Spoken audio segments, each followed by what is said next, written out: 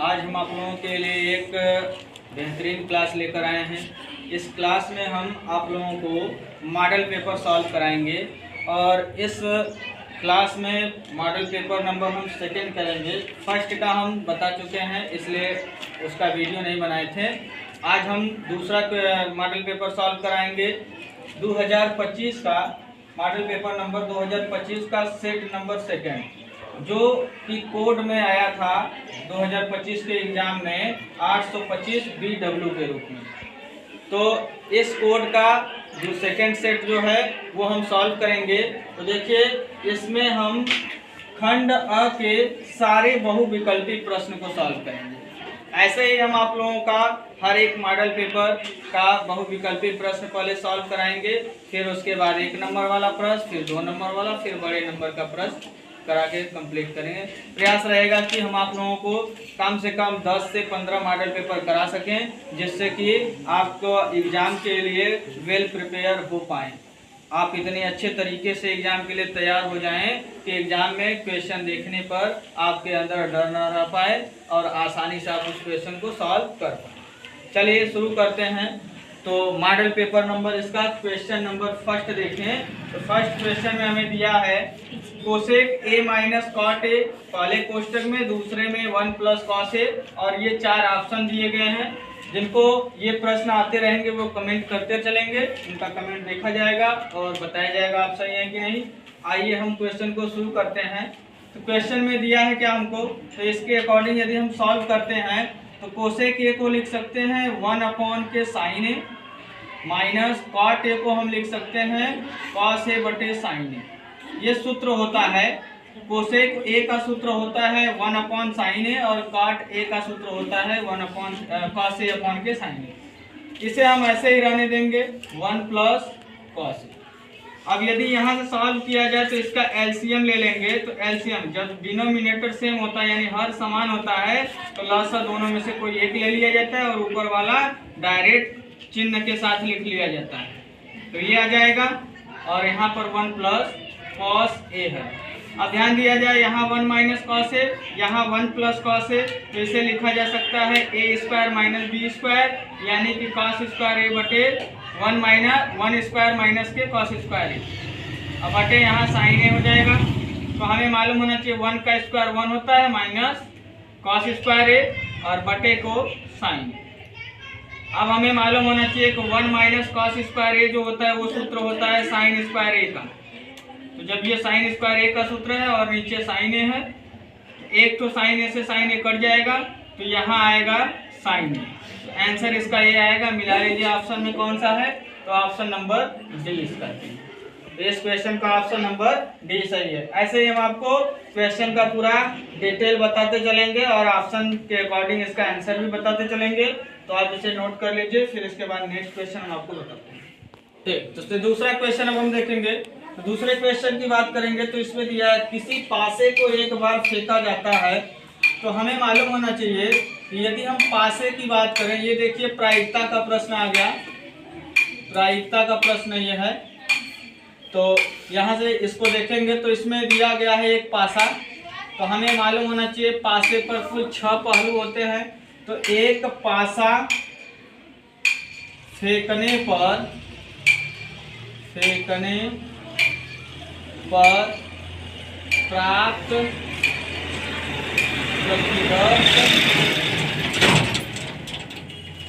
प्रतिदर्श समष्टि या सैंपल स्पेस,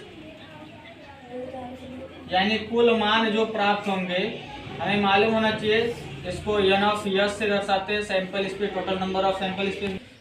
ठीक, तो ये sample space N of S की बात करें तो हम जानते हैं किसी पासे पर 6 नंबर होते हैं, 6 पहलू, और वो नंबर होते हैं उस पर 6 पर 1 2 3 4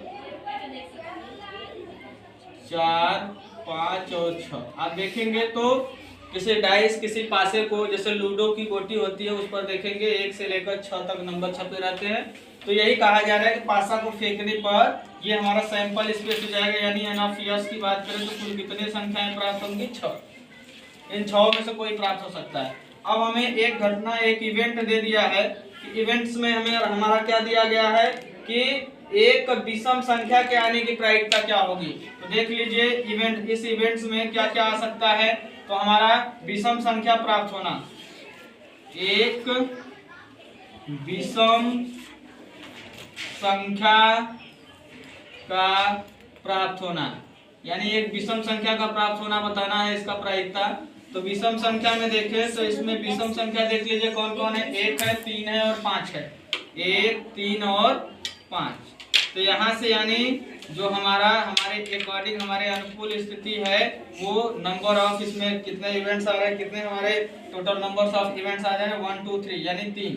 तो अब यहाँ से इसकी प्रोबेबिलिटी निकालनी है। तो अतः कहेंगे कि इसकी प्रायिकता की बात करें तो किसी भी इवेंट्स की प्रोबेबिलिटी जो होती है वो होता है जो हमारे अनुकूल स्थिति आता है इवेंट्स के अनुसार, और उसके बाद total number of sample space, ये फॉर्मूला होता है। तो यहाँ से हो जाएगा यहाँ लिख जाए हमारे अनुकूल स्थिति 3 है और कुल स्थिति 6 है।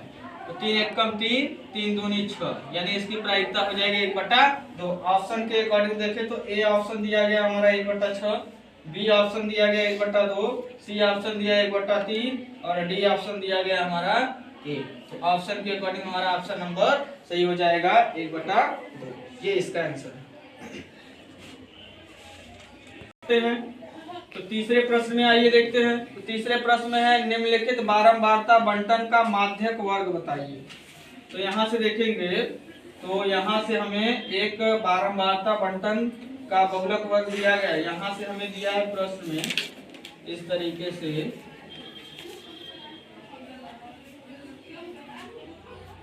वर्ग अंतराल और बारंबारता हमें दिया है।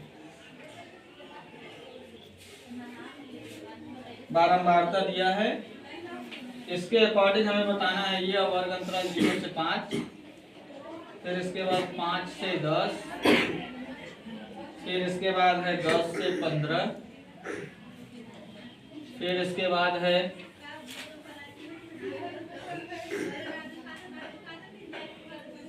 15 से 20,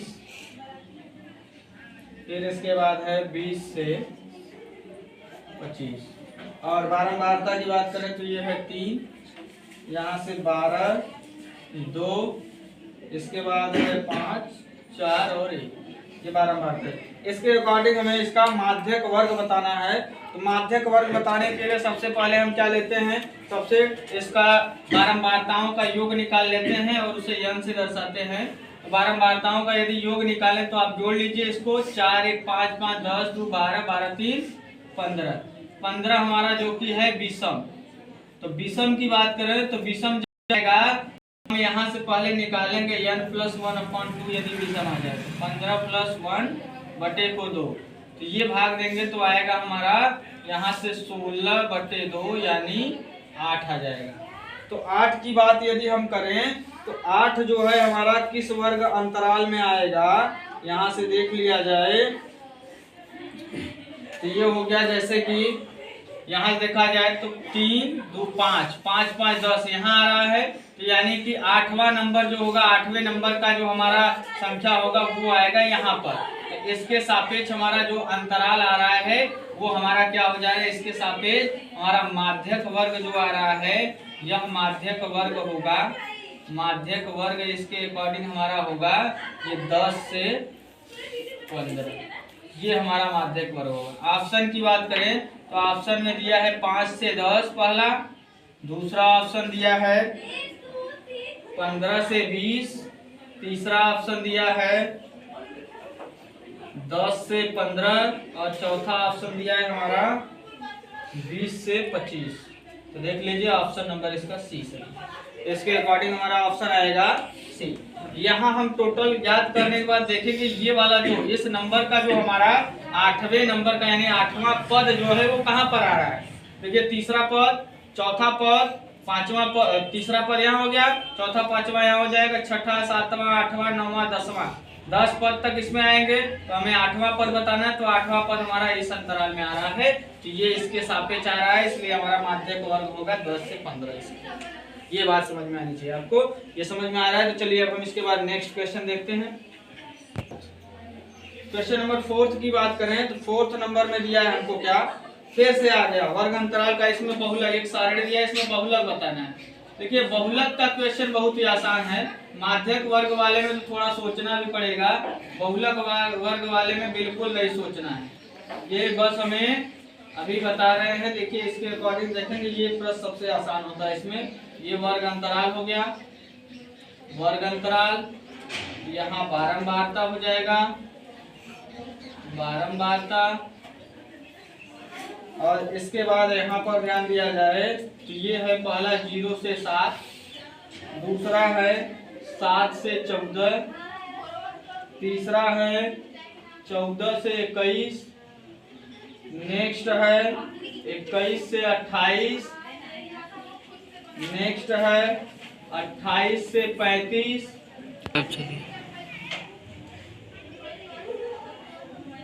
इसके बाद नेक्स्ट हमारा है 35 से 42।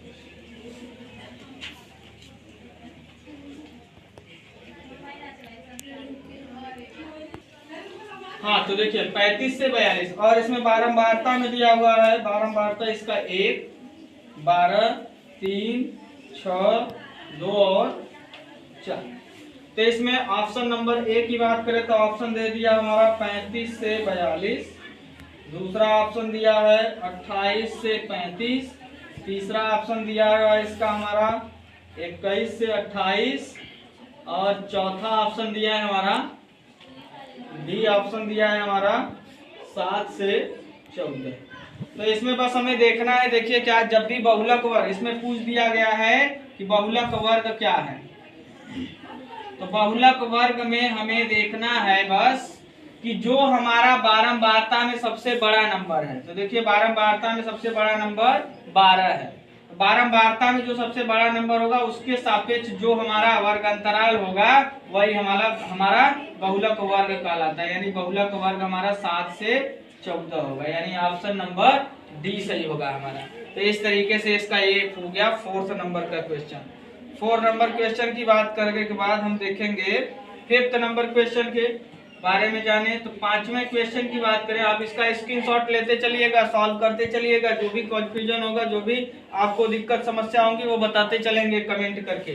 चलिए अब हम 5वें प्रश्न की बात करते हैं। 5वें में बोला एक बच्चे के पास एक पासा है। अब देखिए यहाँ पासा कुछ अलग टाइप का, यहाँ नंबर ना देकर इस पासे पर बोल दिया है कि कुछ इस क्रम से ABCD दिया है, A B C D E और फिर से A।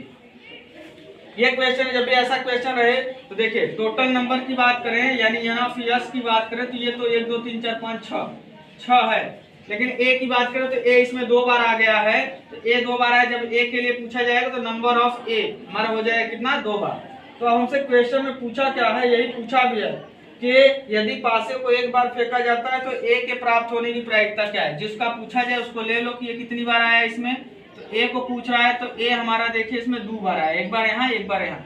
तो जब भी इसकी प्रोबेबिलिटी पूछ दी जाए A के लिए, A की प्रोबेबिलिटी, तो बस हमें क्या करना है, A कितनी बार आया है वो लिखना है, और टोटल नंबर इसमें कितने हैं, टोटल कितने नंबर हैं वो देखना है। तो टोटल हमारा सैंपल स्पेस 6 है, तो यहाँ से डिवाइड कर देंगे, 2 1 कम 2 2 3 6, तो इसके अनुसार हमारा आंसर हो जाएगा 1/3। ऑप्शन की बात करें तो A ऑप्शन में दिया है 1/2, B ऑप्शन में दिया है 1/3, C ऑप्शन में हमें दिया गया 1/6, और D ऑप्शन में दिया गया हमें 1/1 दिया है। तो देख लीजिए ऑप्शन के अकॉर्डिंग हमारा आंसर नंबर B सही है, ऑप्शन नंबर। तो ये हो गया 5 क्वेश्चन, तो 5 तक ये हो गया क्वेश्चन। आइए अब इसके बाद हम छठे की बात करेंगे। देखिए छठे नंबर क्वेश्चन में दिया गया है क्या हमको, यहाँ पर दिया गया है कि यदि cos थीटा बराबर cos नहीं cot दिया है, cot थीटा बराबर 8/15, और यहाँ से हमें बताना है साइन थीटा का मान। जब भी ऐसा क्वेश्चन, और ऑप्शन देख लीजिए, ऑप्शन में दिया है हमारा ऑप्शन नंबर पहला 15/8, दूसरा ऑप्शन बी की बात करें तो 8/17, तीसरा सी ऑप्शन दिया गया हमें 15/17, चौथा डी ऑप्शन दिया गया हमें 17/8। तो आइए सॉल्व करते हैं। तो हमें दिया है cot थीटा बराबर के 8/15, तो हमें मालूम होना चाहिए cot थीटा बराबर, अभी पिछले दिन बताया गया है इसका वीडियो, वीडियो में इसके बताए हैं कि सारे त्रिकोणमितीय अनुपात के फार्मूले क्या होते हैं। तो कॉट थीटा का फार्मूला होता है हमारा आधार बटे लंब, यानी आधार का मान यहाँ दे दिया गया 8 और लंब का मान दे दिया गया 15। यदि आधार और लंब हमें पता है तो हम यहाँ से क्या निकालेंगे, पाइथागोरस प्रमेय लगा देंगे, जो कि होता है कर्ण स्क्वायर बराबर आधार स्क्वायर प्लस लंब स्क्वायर। इसकी सहायता से पहले हम कर्ण निकालेंगे। तो आधार का मान हो गया 8 का स्क्वायर, लंब का मान हो गया 15 का स्क्वायर। ये स्क्वायर आपको याद होने चाहिए, नहीं याद है तो 8 का गुणा 8 में करिए जो आए लिखेंगे 8 का स्क्वायर, 15 गुणा 15 में करिए जो आएगा 15 का स्क्वायर लिखेंगे। तो 8 का स्क्वायर 64 होता है, 15 का स्क्वायर 225 होता है। इसको यदि जोड़ लेंगे तो 5 और 4 9 हो जाएगा, 6 और 2 8 हो जाएगा और ये 2। तो आप यदि स्क्वायर याद किए होंगे तो ये देखते ही आपको मालूम चल जाएगा कि ये किसका स्क्वायर है। तो ये देखेंगे तो 17 का स्क्वायर है, यानी इसका स्क्वायर रूट आ जाएगा 17। स्क्वायर रूट 17 आ गया तो हमसे जो पूछा है मान निकाल लेंगे। साइन थीटा पूछा है तो साइन थीटा का हम त्रिकोणमितीय अनुपात जानते हैं, लंब बटे कर्ण होता है। तो देखिए लंब का मान हमें मालूम है 15 और कर्ण का मान मालूम निकाले हैं 17, यानी 15/17। देख लीजिए कौन सा ऑप्शन है, तो 15/17 ऑप्शन नंबर हमारा सी सही है। तो इसका हमारा आंसर हो जाएगा सी, 15/17। इसके बाद हम आएंगे नेक्स्ट क्वेश्चन के बारे में। Next question number 7। Question number 7 की बात करें, देखो क्वेश्चन नंबर 7 दिया गया है कोसेक 60 डिग्री। तो इसके लिए सारणी आपको अच्छे से लर्न होनी चाहिए। तो सारणी वीडियो में देख लीजिए या फिर अपने बुक से सारणी पूरा याद कर लेंगे। वीडियो इसका बनाया है, यदि आपको नहीं याद है तो फिर से हम इसका वीडियो बना देंगे। फिर भी हम यहाँ से मान रहे हैं कि आपको सारणी याद है, सारणी के अकॉर्डिंग देखेंगे तो यहाँ से इसका आंसर निकाल पाएंगे। तो देखिए पहले हम ऑप्शन लिख देते हैं, फिर आंसर लिखते हैं। दिया 2/3, बी ऑप्शन कड़ी में 3/2, सी ऑप्शन कड़ी में 2, डी ऑप्शन हमारा 1/कड़ी में 2। तो देखेंगे तो हमारा कोसेक 60 की बात करें तो साइन 60 का होता है। साइन 60 की वैल्यू कड़ी में 3/2 होता है, कोसेक साइन का उल्टा होता है तो ये उल्टा हो जाएगा, 2 ऊपर चला जाएगा और कड़ी में 3 नीचे। देख लिया ऑप्शन कौन सा सही है, ऑप्शन नंबर ए सही है। तो यानी कोसेक 60 का मान होता है ऑप्शन नंबर ए, यानी कि 2/कड़ी में 3। सारणी नहीं याद है तो हम सारणी फिर से बता देंगे आपको, और सारणी आपको याद होनी चाहिए, सारणी से डायरेक्ट एक दो क्वेश्चन आपको मिलेंगे। तो ये हो गया क्वेश्चन नंबर 7। अब आइए क्वेश्चन नंबर 8 की बात करते हैं। क्वेश्चन नंबर 8 की बात करें तो क्वेश्चन नंबर 8 में देख लीजिए क्या दिया है, कोसेक स्क्वायर थीटा बटे सेक स्क्वायर थीटा, यह है। तो ये दिया है तो इसमें ऑप्शन नंबर ए है हमारा sine square theta, option number B हमारा cosec square theta, option number C हमारा tan square theta, option number D हमारा कॉट स्क्वायर थीटा, ये है। चलिए सॉल्व करते हैं तो देखेंगे तो कोसेक स्क्वायर थीटा को हम लिख सकते हैं 1/sin स्क्वायर थीटा, और सेक स्क्वायर थीटा को लिख सकते हैं 1/cos स्क्वायर थीटा। तो ये cos ऊपर चला जाएगा, तो cos ऊपर जाएगा तो cos स्क्वायर थीटा बटे साइन स्क्वायर थीटा हो जाएगा। अब हमें मालूम होना चाहिए cos बटे साइन कॉट होता है, तो स्क्वायर है तो कॉट स्क्वायर थीटा हो जाएगा। ऑप्शन के अकॉर्डिंग देख लीजिए ऑप्शन नंबर डी इसका सही है। चलिए क्वेश्चन नंबर हम 9 जानेंगे। क्वेश्चन नंबर 9 में देखिए दिया है क्या, क्वेश्चन में दिया है हमको एचसीएफ दिया है 35 और 49 का 60, और इसके बाद एलसीएम हमको इसका ज्ञात करना है। एलसीएम इसका ज्ञात करना है 35 और 49 का। तो आइए देखते हैं।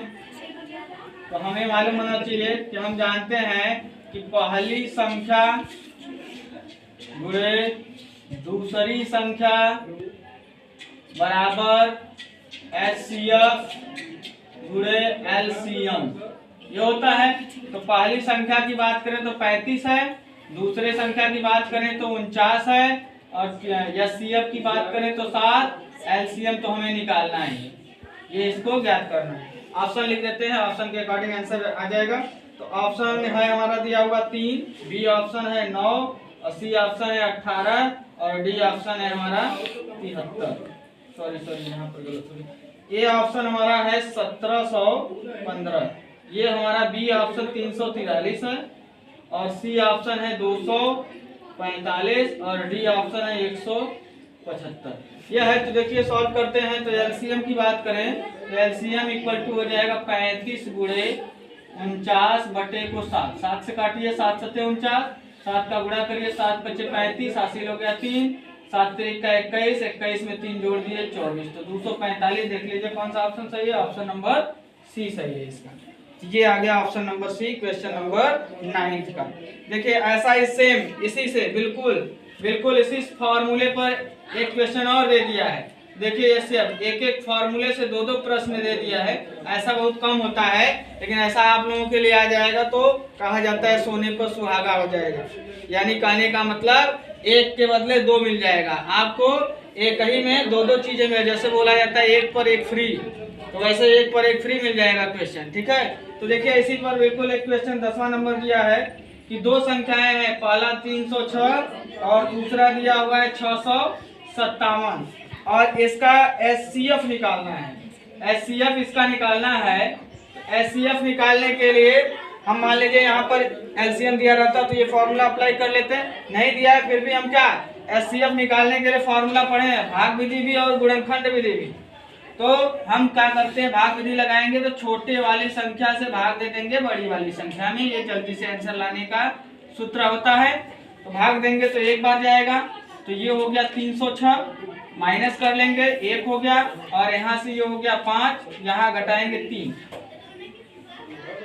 यहाँ से हो जाएगा, यानी तो अब तो 2 बार चला जाएगा, सॉरी यहाँ 2 बार भाग चला जाएगा, तो 2 बार ले जाएंगे तो ये हो जाएगा 3 दूनी 6 और 6 दूनी 12, 612।